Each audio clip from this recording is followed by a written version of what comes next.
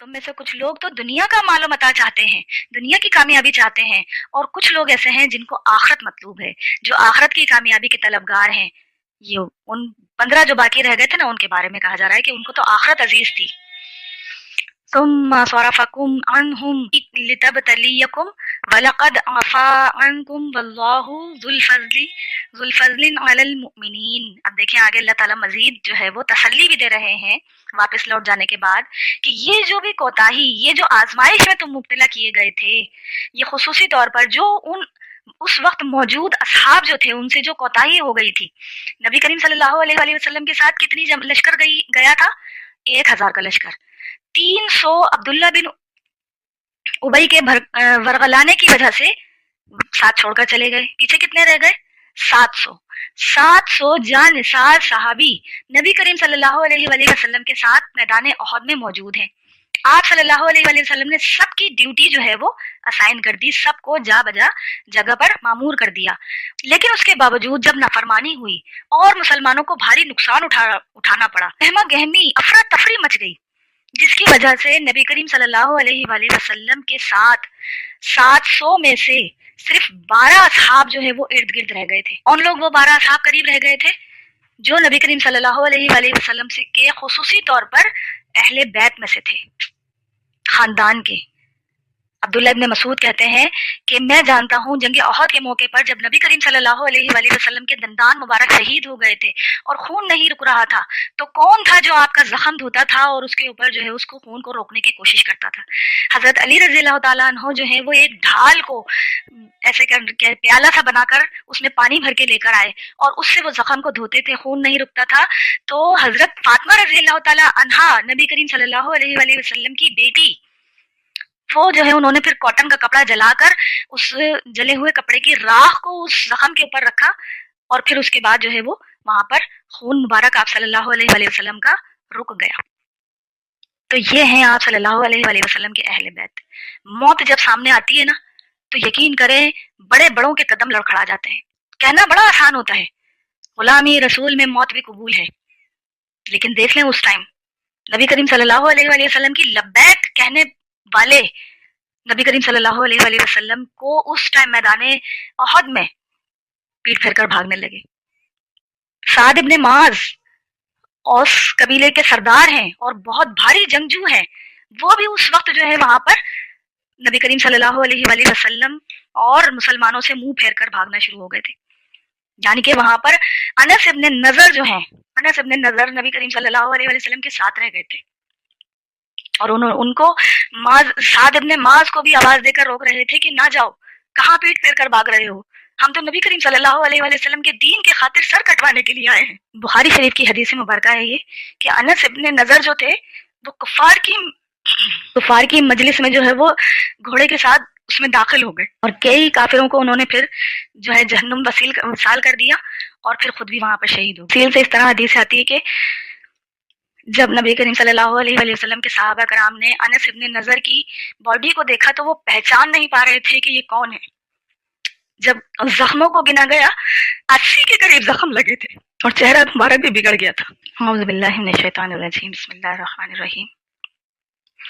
मतलब ये कहने का मकसद ये है कि वो जो ओहद का मैदान था और उस टाइम जो काफिरों के साथ मुठभेड़ के साथ मुकाबला करना था, वो बहुत सख्त वक्त था और ये मुख्तसर सी जमात के साथ अल्लाह ताला ने जो इतना कहना चाहिए दर्दमंदाना अंदाज इख्तियार किया था, उसकी बेसिक रीजन ये थी कि ये मुख्तसर सी जमात वो लोग थे, नबी करीम सल्लल्लाहु अलैहि वसल्लम के तरबियत याफ्ता सहाबी, जिन्होंने मुख्तसर सी जमात में आगे जाकर रोमन और पर्शियन एम्पायर को भी ढेर कर देना था और दुनिया का आइंदा के लिए सुपर पावर बनना था, दुनिया को लीड करना था। मामूली बात नहीं थी उस टाइम के लिए नबी करीम सल्लल्लाहु अलैहि वसल्लम के साथ मौजूद रहना, उस ईमान के साथ, उस जज्बे के साथ अल्लाह के दीन के खातिर सर कटवाने के लिए खड़े रहना। तो आज जो है अपने घरों में बैठकर और आज जो है वो बहुत ऐशो आराम की जिंदगी गुजारते हुए सिर्फ ये कहते रहना कि गुलामी रसूल में मौत भी कबूल है, ये बहुत आसान है मेरी बहनों। मुख्तसरन कहने का ये है कि ये आयात जो 60 आयात अल्लाह ताला ने जंग ओहद की कमेंट्री के एतबार से सहाबा कराम को तनकीद करते हुए कुरान मजीद का हिस्सा बना दी, जिसको क़यामत तक आने वाले लोग पढ़ते रहेंगे। اس سے ہرگز یہ مراد نہیں ہے کہ ان کی کوئی توہین کر سکتا ہے. یہ صحابہ کرام کی توہین مطلب نہیں ہے یہاں پر، توہین مطلب نہیں ہے یہاں پر. لیکن اللہ تعالیٰ کو توحید اتنی پسند ہے کہ اللہ تعالیٰ نے توحید کو اسٹیبلش کرنے کے لیے روئے زمین پر صحابہ کرام، نبی کریم صلی اللہ علیہ وآلہ وسلم اور اللہ تعالیٰ کے بے شمار انبیاء کرام کو جو ہے وہ لہو لہان ہوتے ہوئے دیکھا ہے. اللہ تعالیٰ کو توحید سب سے زیادہ پسند ہے. اس کی اسٹیبلش کرنے کے خاطر پھر جتنے لوگ اپنی جان قربان کریں گے وہ سب جنتی ہیں. لیکن آج جو ہے اگر ہم اپنے اوپر دیکھیں تو آج ہمیں کوئی میدان جنگ میں جانے کی ضرورت نہیں ہے. صرف ہمیں اپنے نفس کو مضبوط کرنے کے لیے اللہ تعالیٰ کو، اللہ کے توکل کو مضبوطی کے ساتھ پکڑنے کی ضرورت ہے. ابھی پچھلے دنوں میں ایک ڈسکس ہو رہی تھی، اس میں ذکر میں نے سنا کہ ایک نے کہا کہ کوئی اسکالر ہیں، انہوں نے ذکر کیا ہے کہ اگر آپ نے اماؤنٹ جمع کر کے رکھا ہوا ہے اور پھر اس کے بعد اب آپ یہ کہتے ہو کہ انشاءاللہ اللہ تعالیٰ ہمارا گزارا اچھا کروا دے گا، تو تم شرک کر رہے ہو.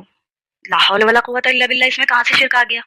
تو انہوں نے یہ جواب دیا کہ تو آپ نے تو اماؤنٹ جمع کر کے رکھا ہوا ہے نا، تو پھر توکل آپ کا اس اماؤنٹ پر ہے، اس مال پر ہے، آپ کا توکل اللہ پر نہیں ہے. یعنی کہ اس مال کو جمع کر کے رکھنے کی وجہ سے انہوں نے اس کو شرک کی کیٹیگری میں ڈال دیا. یہ عقل مت ماری گئی ہے ہمارے اسکالرس کی.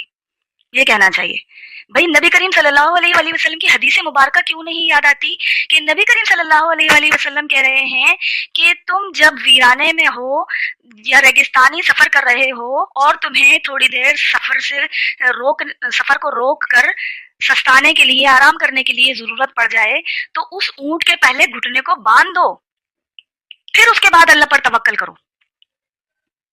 یہ میں نے مختصر حدیث بیان کی ہے، بڑی ڈیٹیل حدیث مبارکہ ہے یہ، کہ ایک صحابی جو ہے وہ اس طرح ریگستانی سفر پر جا رہے تھے، انہوں نے اونٹ کو جو ہے اپنے ساز و سامان کے ساتھ جو ہے وہ ایسے ہی آزاد چھوڑ دیا تھا، اور پھر اس کے بعد جو ہے ان کی آنکھ لگ گئی آرام کرتے ہوئے. جب ان کی آنکھ کھلی تو اونٹ جو ہے وہ اپنے ساز و سامان سمیت غائب تھا وہاں سے.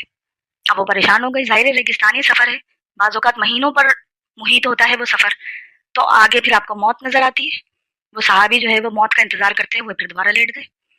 اب پریشانی اور جو ہے غم اور خوف کی وجہ سے ان کو دوبارہ غشی طاری ہو گئی. جب انہیں ہوش آیا دیکھا تو اونٹ اور اس کے اوپر جتنا ساز و سامان تھا وہ سب کا سب واپس وہیں موجود ہے. یہ سارا واقعہ جب انہوں نے نبی کریم صلی اللہ علیہ وآلہ وسلم کی خدمت میں عرض کیا تو نبی کریم صلی اللہ علیہ وآلہ وسلم نے فرمایا کہ اے مومنو، پہلے اپنے اونٹ کے گھٹنے باندھ دو، پھر اس کے بعد اللہ پر توکل کرو. اب اگر کوئی انسان تھوڑا بہت اماؤنٹ جمع کر کے رکھتا ہے، اپنے کل کی فکر کرتا ہے، اپنے فیوچر کی فکر کرتا ہے، ایسا نہ ہو کہ کسی کے آگے ہاتھ پھیلانے کی نوبت آ جائے، لیکن توکل اللہ پر رکھنا ہے تو اس میں شرک نہیں ہوتا. لیکن بس اسکالروں نے ہماری جو ہے وہ عقل پہ پتھر ڈال دیے، اتنی خوبصورت انداز میں وہ لفاظی کرتے ہیں کہ اس کو بھی انہوں نے شرک میں ڈال دیا.